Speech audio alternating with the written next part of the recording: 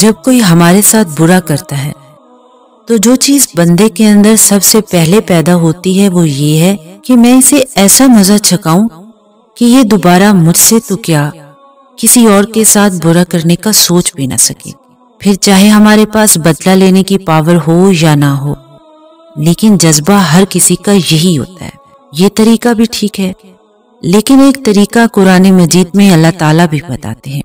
اللہ تعالیٰ سورہ مومنون میں فرماتے ہیں، جب تمہارے ساتھ کچھ برا ہو جائے یا کوئی تمہارے ساتھ برائی کر دے تو اس کا جواب برائی سے نہ دینا بلکہ بہترین سے بہترین بھلائی کے ساتھ دینا۔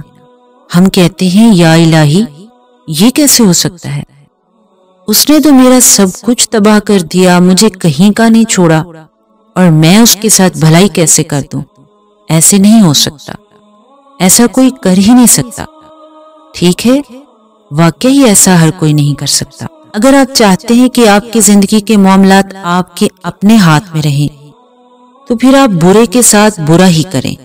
وہ ایک تھپڑ مارے، آپ جواب میں 4 ماریں، لیکن پھر یہ گارنٹی نہیں ہے کہ آخر میں کامیابی آپ کی ہوگی۔ ہو سکتا ہے جواب میں آپ کا دشمن ایسا جوابی حملہ کر دے کہ آپ کی ساری چالیں ناکام ہو جائیں اور آپ اپنے کیے میں ہی پھنس جائیں۔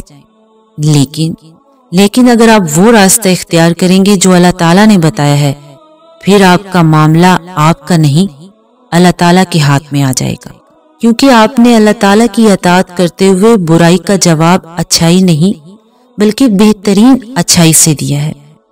اب آپ کا معاملہ اللہ کا معاملہ ہے۔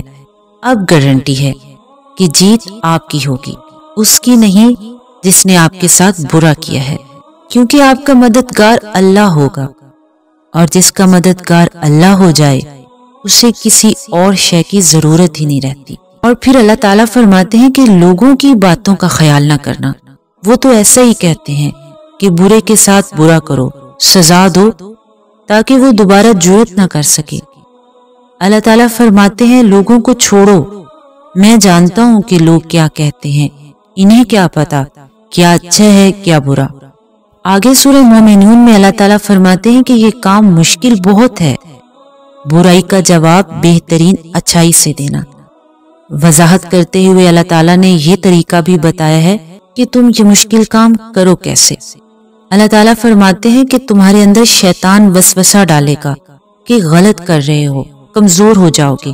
حکم ہے کہ جب تمہارے اندر یہ وسوسہ پیدا ہو کہ اچھا نہیں برا ہی کرنا چاہیے، تو اللہ تعالیٰ فرماتے ہیں کہ دعا کرنا کہ اے اللہ میری مدد فرما، ان وسوسوں سے، ان خیالات سے، ان شیطانی خیالات کو میرے پاس آنے سے روک دے الہی، اور مجھے شیطانی وسوسوں کے مقابلے میں اپنی پناہ میں رکھنا۔ اب آپ کے پاس چوائس ہے کہ آپ اپنے دشمن کو خود جواب دینا چاہتے ہیں کہ یہ چاہتے ہیں کہ آپ کا جواب اللہ تعالیٰ دے۔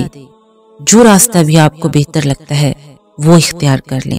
قرآن کا کام تو راستہ دکھانا ہے، کوئی مانے تب بھی، نہ مانے تب بھی۔